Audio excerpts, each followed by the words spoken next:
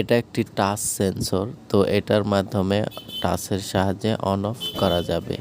তো এখানে যে বি লেখাটি দেখতে পাচ্ছেন, এখানে যে দুটি টার্মিনাল, এই টার্মিনাল দুটি আমার শর্ট করে দিতে হবে। না করলে যতক্ষণ পর্যন্ত টাচ করা থাকবে ততক্ষণ পর্যন্ত অন থাকবে, তারপরে বন্ধ হয়ে যাবে। তো এখানে আমি একটি 1 মেগা রেজিস্ট্যান্স নিয়েছি। তো এখানের এই উপরের টার্মিনালের সাথে আমি এটাকে সোল্ডার করে নেব।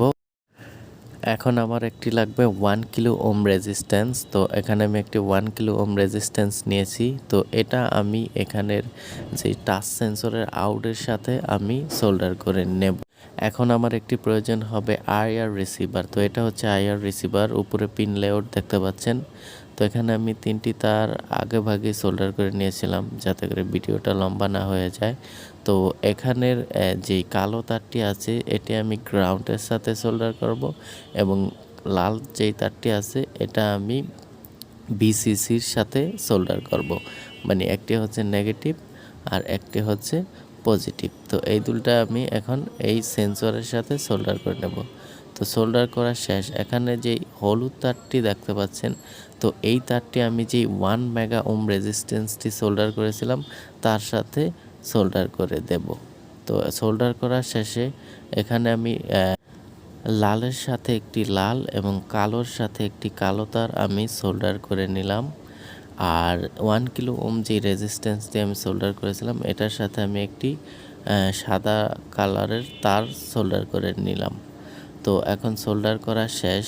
আর লাল কালো যেই তার দুটি, এই দুটির মাধ্যমেই ইনপুট পাওয়ার দিতে হবে 5 ভোল্ট ডিসি। ঠিক আছে, এখন এটা হচ্ছে একটি রিলে 5 ভোল্টের। তো এই রিলের সাথে আমি একটি 4007 ডায়োড সংযোগ করে নেব।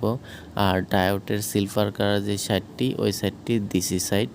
তো ডায়োড সম্পর্কে আরও ভিডিও অনলাইনে পেয়ে যাবেন, সেখান থেকে দেখে আসতে পারেন বিস্তারিত। তো এখানে যে পজিটিভ তারটি আছে সেন্সরের, টাচ সেন্সরের, এই পজিটিভ তারটি আমি ডায়োডের পজিটিভ সাইডেই লাগাবো, মানে সিলভার কালার যে সাইডটি ওই সাইডটিতে লাগাবো। এটা হচ্ছে একটি BC547 এর ট্রানজিস্টর। তো এটার পিন লেআউট আপনারা তো দেখতেই পাচ্ছেন। তো এটার কানেক্টরের সাথে আমি রিলের সাথে সংযোগ করে নিয়েছি এবং বেসের সাথে সেই সাদা তারটি সোল্ডার করে নিয়েছি। এবং এটার যে ইমিটর প্রান্তটি আছে, তো এখানে আমি নেগেটিভ টার্মিনালটি ইমিটরের সাথে নেগেটিভ তারটি সোল্ডার করে নেব। তো সোল্ডার করা শেষ। তো এখন হচ্ছে আমার একটি ডিসি চার্জার লাগবে। এটা একটি পুরান মোবাইলের চার্জার। তো এখানে এই দুইটি তার দেখতে পাচ্ছেন, এটি হচ্ছে ডিসি আউটপুট আর এটা হচ্ছে এসি ইনপুট 220 ভোল্ট। তো এটা একটি পুরান মোবাইলের চার্জার। তো সেখান থেকে আমি এটাকে এইভাবে তার সোল্ডার করে নিয়েছি। তো এটার পজিটিভের সাথে আমি পজিটিভ সোল্ডার করে নেব এবং নেগেটিভ যেই তারটি আছে, সো এটি আমি ইমিটারের সাথে সংযোগ করে নেব, মানে BC547 এর যে ইমিটর সেখানে আমি এটাকে সংযোগ করে নেব। আর সংযোগ করা যেহেতু মোটামুটি শেষ, তো এখন আমার যেই রিলেটা আছে এই রিলেটের যে মেটাল টার্মিনালটি আছে, তো এখানে আমি একটি তার সোল্ডার করে নেব এবং আউটে একটি তার সোল্ডার করে নেব। যখনই এই টাচ সেন্সরে হাত দিবে তখনই এই সার্কিটটি অন হবে এবং রিমোটে যখন ক্লিক করা হবে তখনও এই সেন্সরটি কাজ করবে। তো এটি একটি প্লাস্টিকের ক্যাসিং, এগুলো ইলেকট্রিক দোকানে পাওয়া যায়। তো আমি এটা কিনে নিয়েছিলাম। এখন আমি এটার মধ্যে সব কিছু সুন্দর করে ফিক্স করে নেব।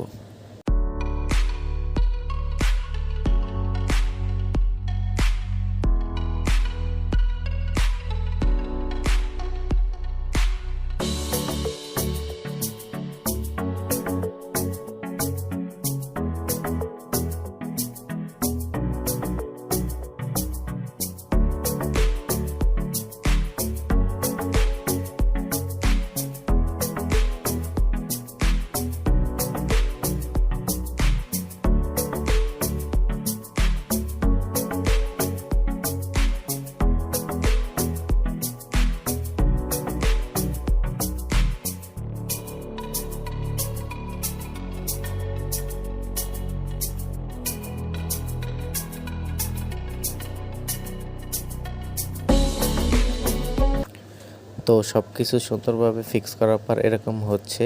তো এটা হচ্ছে 220 ভোল্ট, মানে এখানে ইনপুট দিতে হবে এবং এই কানেক্টরের সাথে আমি একটি 100 ওয়াটের বাল্ব লাগিয়ে নিচ্ছি, যাতে করে আপনাদের চেক করে দেখাতে পারি এটা কাজ করে কি না। তো এখানে আমার 220 ভোল্ট ইনপুট দিতে হবে, তো সেজন্য আমি 220 ভোল্ট ইনপুট দেওয়ার জন্য এই তারগুলো সংযোগ করে নিচ্ছি।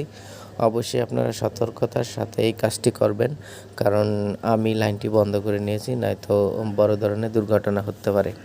তো আমার এই লাইনটি সংযোগ করার পরে তারপরে আমি এটাকে টাচের মাধ্যমে অন অফ করে দেখাবো এবং রিমোটের মাধ্যমে অন অফ করে দেখাবো। তো আমি এখন এখানে এসি 220 ভোল্টের যেই লাইনটি আছে তো সেটা অন করে দিয়েছি। এই যে দেখতেই পাচ্ছেন টাচ করার সাথে সাথে এটা জ্বলছে এবং টাচ করার সাথে সাথে এটা অফ হয়ে যাচ্ছে। তো এটা ভয়ের কোনো কিছু নেই, কারণ এখানে শর্ট করব না। তো আমি এখানে একটি রিমোট নিয়েছি, তো এই রিমোটের সাহায্যে এটা অন অফ করে